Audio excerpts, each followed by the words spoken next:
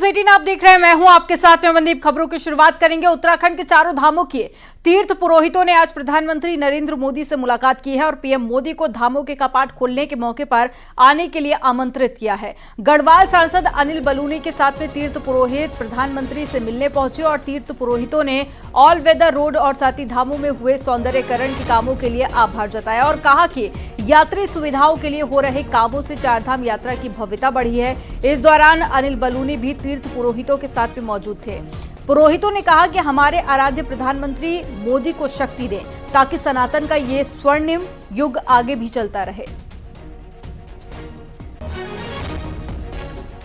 तो जल्द ही चारों धामों के कपाट खुल जाएंगे, जिसको लेकर आमंत्रित किया गया है पीएम मोदी को। और चारों धामों के पुरोहित आपको इन तस्वीरों में नजर आ रहे होंगे और साथ ही सांसद अनिल बलूनी भी प्रधानमंत्री से मुलाकात करने के लिए पहुंचे थे।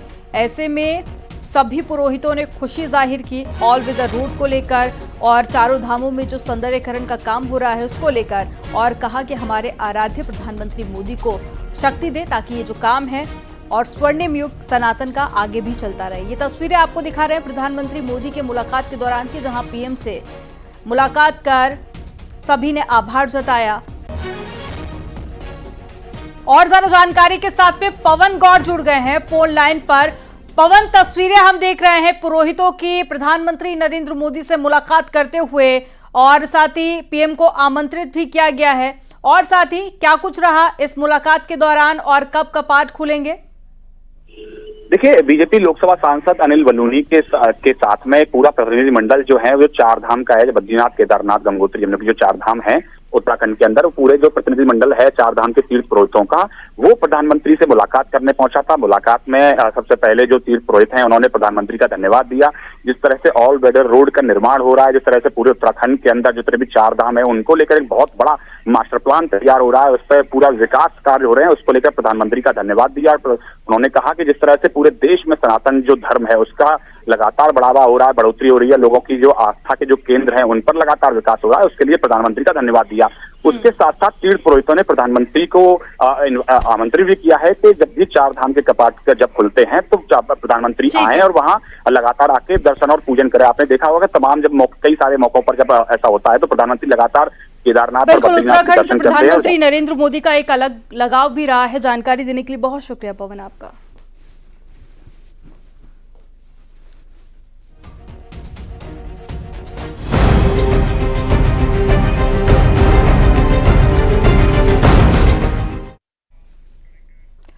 कल प्रधानमंत्री नरेंद्र मोदी सुबह लगभग 10 बजे प्रयागराज एयरपोर्ट पर पहुंचेंगे। प्रयागराज एयरपोर्ट से डीपीएस हेलीपैड पहुंचेंगे और यहां से वे 10:45 पर अरेल घाट जाएंगे।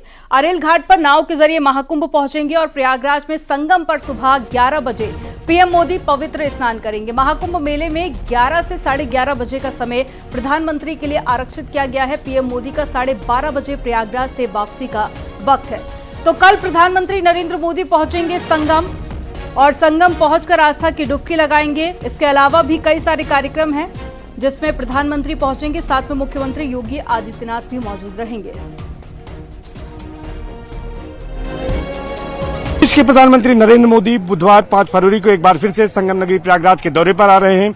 पीएम मोदी 10:05 पर बमरौली एयरपोर्ट पर पहुंचेंगे, जहां यूपी के सीएम योगी आदित्यनाथ उनका स्वागत करेंगे, उनकी अगवानी करेंगे। इसके बाद प्रधानमंत्री Narendra Modi DPS helipad aryl आएंगे और वहां से निषाद क्रूज के जरिए वो संगम तट पर आएंगे, जहां पर संगम में आस्था की डुबकी लगाएंगे। सीएम योगी और भूटान नरेश जिम्बे खेसर वांगचुक ने संगम में डुबकी लगाई। इसके बाद में गंगा पूजन और आरती भी की। अब लेटे हनुमान मंदिर और साथ ही अक्षयवट जाकर पूजा अर्चना की। आपको बता दें कि सीएम योगी भूटान नरेश के साथ में लखनऊ से विमान से बमरोली एयरपोर्ट पर पहुंचे थे और सड़क मार्ग से महाकुंभ आए। अरेल घाट से बोट में सवार होकर संगम गए और स्नान किया। इस दौरान भूटान नरेश योगी के साथ में पक्षियों को दाना खिलाते और फोटो खिंचवाते भी नजर आए। 2 तस्वीरें आपको दिखा रहे हैं, दोनों तस्वीरें आप देखिए भूटान नरेश के। सीएम योगी आदित्यनाथ भी मौजूद थे। अक्षयवट पहुंचकर उन्होंने दर्शन भी किए, साथ ही पक्षियों को दाना भी खिलाया। और ये 3 तस्वीरें आपको दिखा रहे हैं भूटान नरेश के दौरे की।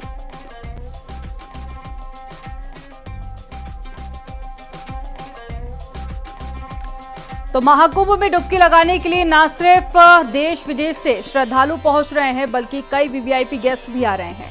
तीन तस्वीरें आपको दिखा रहे हैं भूटान नरेश की, और कल प्रधानमंत्री नरेंद्र मोदी भी पहुंचेंगे, संगम में आस्था की डुबकी लगाएंगे। ऐसे में वीवीआईपी घाट पर तमाम इंतजाम किए गए हैं ताकि जो श्रद्धालु पहुंच रहे हैं या जो वीवीआईपी गेस्ट पहुंच रहे हैं उन्हें किसी भी तरह की कोई दिक्कत ना हो।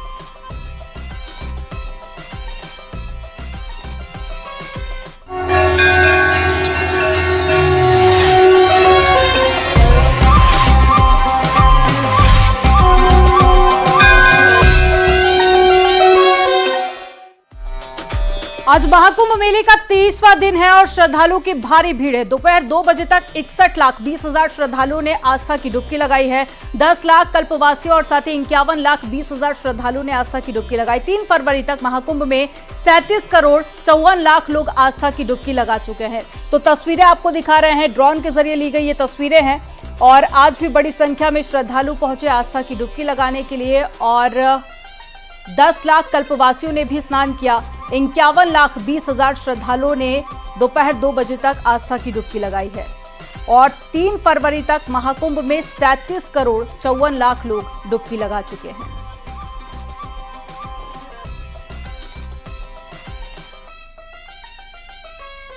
महाकुंभ को लेकर आध्यात्मिक गुरु श्री श्री रविशंकर का बयान आया। उनके मुताबिक कुंभ सिर्फ नदियों का संगम ही नहीं है बल्कि अलग अलग संस्कृतियों और साथ ही सभ्यता का संगम है। सरकार की तरफ से किया गया ये आयोजन पूरी दुनिया को विभिन्नता में एकता का संदेश दे रहा है।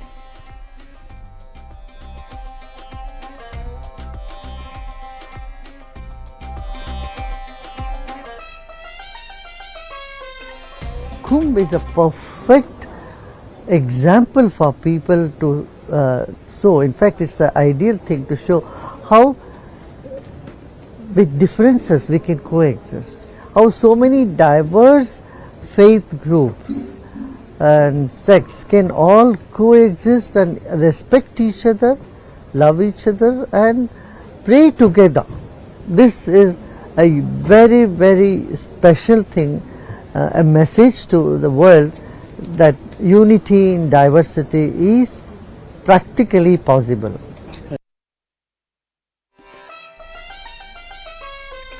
महाकुंभ में डायल 112 की टीम पूरी मुस्तैदी के साथ में सेवा दे रही है। कंट्रोल रूम में 24 घंटे अधिकारी कर्मचारी अपनी सेवा दे रहे हैं, जिसका जायजा लिया है हमारी संवाददाता अंशिका पाठक ने।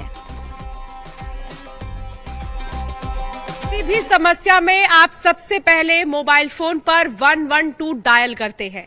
आज हम 112 डायल के ही संग्रहालय में मौजूद हैं। आइए आपको इस संग्रहालय के जरिए दिखाते हैं कि कैसे जब आप किसी भी मुश्किल परिस्थिति में 112 दबाते हैं तो कौन सी ऐसी चीजें हैं जो आपकी मदद के लिए तैनात रहती हैं। तो शुरुआत देखिए, ये बाइक, पुलिस की ये बाइक जिस पर वो आते हैं नेविगेट करके बाकायदा और आप तक पहुंचने की पूरी कोशिश करते हैं। ये वो तमाम इक्विपमेंट्स रखे हुए हैं यहाँ पर जिनके जरिए वो आपसे जुड़ते हैं, बातचीत करते हैं। वॉकी टॉकी के साथ ही देखिए ये वो तमाम ऐसी चीजें हैं जिनके जरिए वो आपसे कनेक्ट रहते हैं। कैमरा, जीपीएस सब कुछ इसमें लगा रहता है। इस बाइक को देखिए, हालांकि काफी हैवी बाइक है। और सर प्लीज आइए, कुछ बताइए इस बाइक के बारे में। क्या मतलब आप लोग के लिए कितनी कठिनाई होती है इतनी भारी बाइक को चलाने में और नेविगेट कैसे करते हैं आप लोग? नहीं, इसके लिए ड्राइवर रखे गए हैं। उन ड्राइवर जो है चलाते हैं गाड़ी, जो है हम लोग रहते हैं साथ में। तो जैसे गली वली में जाने के लिए बाइक ज्यादा सुटेबल होती है 4 व्हीलर की अपेक्षा।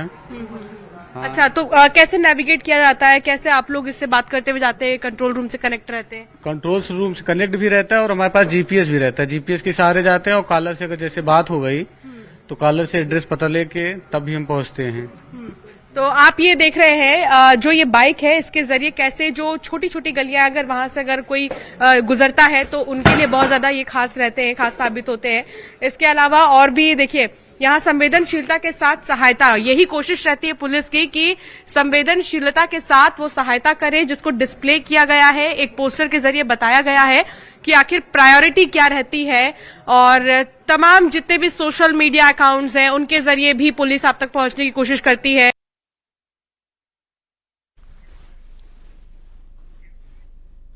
महाकुंभ में कैदियों के बनाए सामान की काफी डिमांड बढ़ गई है। बड़ी संख्या में कैदियों के बनाए प्रोडक्ट लोगों के आकर्षण का केंद्र बने हुए हैं। लोग कैदियों के बनाए खूबसूरत सामानों की जमकर खरीदारी कर रहे हैं और तारीफ कर रहे हैं।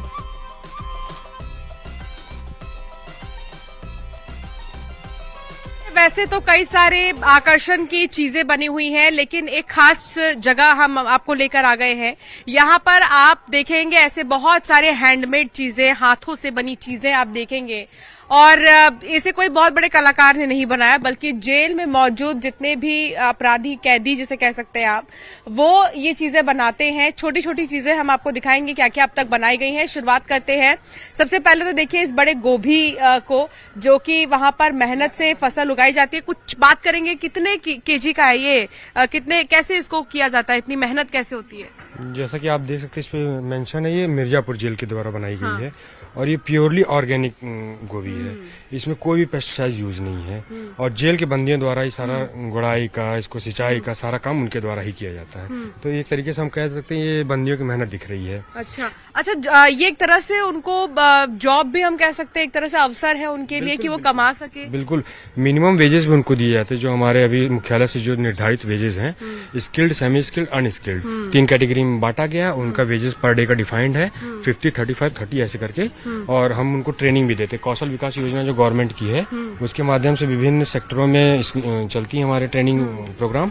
15 दिन, 1 महीने की ट्रेनिंग रहती है। वो संस्था वाले आते हैं, ट्रेनिंग दे के जाते हैं, फिर हम उनका प्रोडक्शन करते हैं। आप एक छत के नीचे सारी चीजें देखेंगे और मेहनत कितनी लगती है इसको बनाने में। अमूमन कह सकते हैं पूरा दिन लग जाता होगा, पूरा समय लग जाता होगा कैदियों को जब ये बनाते हैं, ये प्रोडक्शन कॉन्सेंट्रेट करते हैं। हाँ बिल्कुल बिल्कुल, ये हमारा लिखत पढ़त में होता है। बंदी सुबह आ जाता है अपनी, जब जेल हमारी खुलती है तो सीधा वो फैक्ट्रीज में आता है और जब लंच टाइम तक काम करता है, फिर उसका लंच ब्रेक होता है, फिर लंच करके वो फिर वापस आ जाता है। फिर शाम को वही जब हमारी जेल बंद होने का 50 कहते हैं हमारी घंटी लगती है, वही 5 बजे, जैसे ऑफिशियल नहीं होता था, 1 घंटी बजे, उसके बाद सब वापस चले जाते।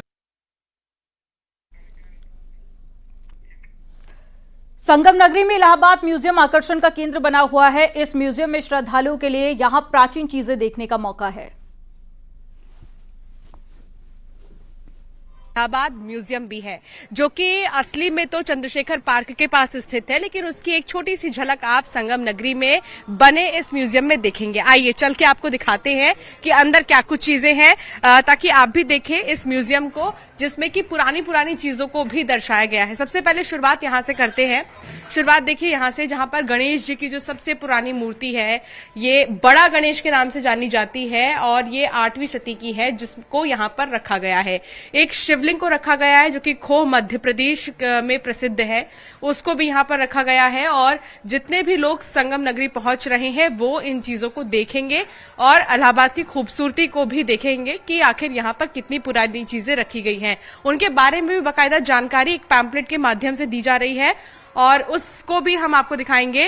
और इधर आइए, यहाँ आपको दिखाते हैं उमा महेश्वर, जो कि काफी प्रसिद्ध है, उसकी भी मूर्ति यहाँ पर रखी गई है। देखिए, ये इसलिए म्यूजियम बहुत ज्यादा आकर्षण का केंद्र बना हुआ है क्योंकि यहाँ पर आप कई सदी पुरानी चीजों को भी देखेंगे। गणेश जी जो कि बड़ौदा का है और उसको भी यहाँ पर प्रदर्शित किया गया है। ये 8वीं 9वीं शती का बताया जा रहा है। आप देखिए इसको भी, जिसको प्रदर्शित किया गया है। इतना ही नहीं, बल्कि इस पूरे म्यूजियम के बारे में, इस पूरे संग्रहालय के बारे में भी यहाँ पर बाकायदा एक पोस्टर के जरिए बताया गया है कि आखिर यहाँ पर और कौन कौन सी चीजें हैं जो आप देख सकते हैं। संगम की धरती पर 144 वर्षों के बाद में आयोजित हो रहे पूर्ण महाकुंभ में देश के कोने कोने से श्रद्धालु पहुंच रहे हैं। वहीं इस महाकुंभ में कई ऐसे लोग भी पहुंचे हैं जो कि अपने अनूठे अंदाज में अलग अलग संदेश भी दे रहे हैं। हिंदू राष्ट्र और सनातन बोर्ड गठन की मांग को लेकर कर्नाटक से आए नागराज भी अनूठे अंदाज में मेले में जाकर लोगों के बीच में संदेश दे रहे हैं।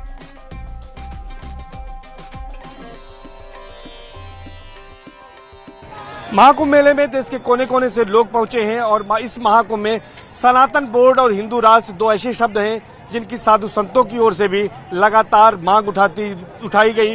लेकिन हमारे साथ एक ऐसे व्यक्ति हैं जो कि कर्नाटक से आए हैं और इनका नाम नागराजा है और ये सनातन बोर्ड और महाकुंभ 144 और इसके साथ ही साथ दूसरी तरफ ये दिखाएंगे कि इन्होंने हिंदू राष्ट्र को लेकर लोगों को जागरूक कर रहे हैं और इन्होंने एक अलग स्टाइल में अपना हेयर कट कर रखा है। और कब से ये हेयर कट इस ढंग से कर रहे हैं, क्या संदेश महाकुंभ की धरती से देना चाहते हैं, इनसे बातचीत करते हैं।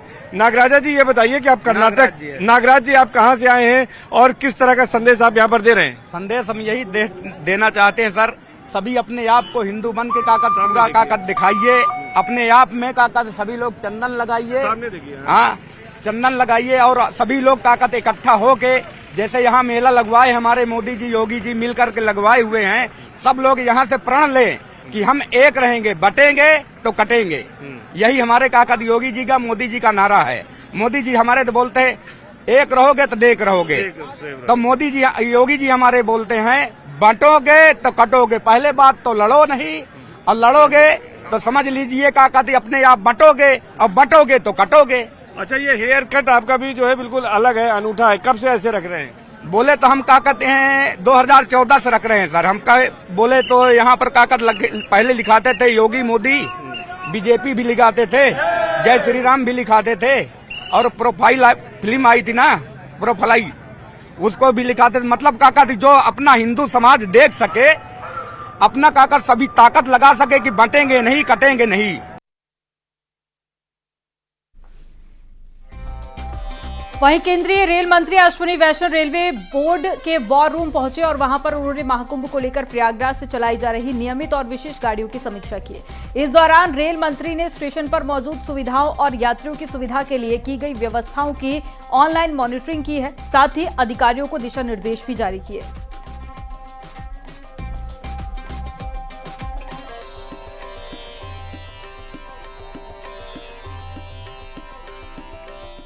संगम नगरी में कई रंग देखने को मिल रहे हैं। श्रद्धालु दूर दूर से संगम नगरी में डुबकी लगाने के लिए आ रहे हैं। बसंत पंचमी के बाद भी श्रद्धालुओं के आने की संख्या कम नहीं हुई है। श्रद्धालुओं ने यहां आकर प्रधानमंत्री मोदी और सीएम योगी की तारीफ की।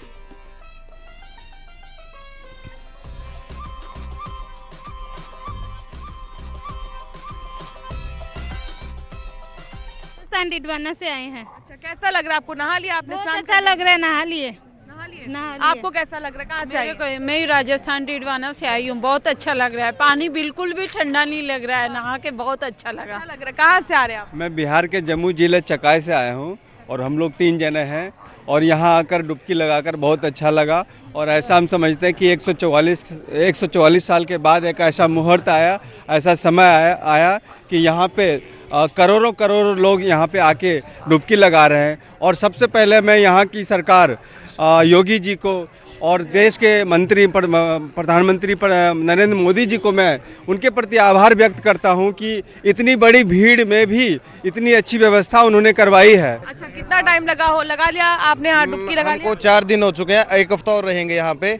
और मैं योगी जी का बहुत बहुत धन्यवाद करता हूँ कि इतनी करोड़ों की जनसंख्या आने के बाद भी उन्होंने इतनी अच्छी व्यवस्था की है। कहीं पर भी आप कूड़ा कचरा नहीं मिलेगा आपको। और योगी जी बोल रहे थे कि मौनी अमावस्या को 5 से 7 करोड़ आएंगे, कम से कम 15 करोड़ की जहाँ जनसंख्या आई हुई थी। और इतनी 8 करोड़, मैं कहता हूँ 10-15 करोड़ जनसंख्या आई है मौनी अमावस्या पे। और इतनी भीड़ के बावजूद भी इतनी अच्छी व्यवस्था मैं कहीं भी नहीं देखी। और मैं बोलूंगा कि हर सनातनी को, 150 करोड़ सनातनी है जितने भी है, भारत की जनसंख्या, हर व्यक्ति को इस शुभ अवसर का जो लाभ उठाना चाहिए, जो 144 वर्षों के बाद आया है। मैं तो बोलूंगा कि जितने भी न्यूज़ 18 के माध्यम से, आपके चैनल के माध्यम से बोलूंगा कि जितने भी दर्शक हैं जो इसको सुन रहे हैं, देख रहे हैं, बहुत अच्छा, बहुत सुरक्षा, ऐसा मैं सुरक्षा देखा नहीं कभी। कहाँ से आए? हम उड़ीसा से, जगन्नाथ धाम से आए। अच्छा, तो कितना टाइम लगा आपको यहाँ आने में और कैसा व्यवस्था लगा आपको? हमको 2-3 दिन लग गया यहाँ पे, सब व्यवस्था अच्छा लगा। अच्छा, आप हाँ, ठीक है। आप भजन, आप कुछ कीर्तन गाने वाली थी? मैम, हमें तो बहुत अच्छा लगा। कल से हम लोग को सारा सुविधा हमें मिला, नहाने की भी, कपड़ा चेंज करने की भी जगह मिला, अच्छा से फ्री में खाना मिला। अभी हम पूरा दिन फ्री में ही खाना किया। और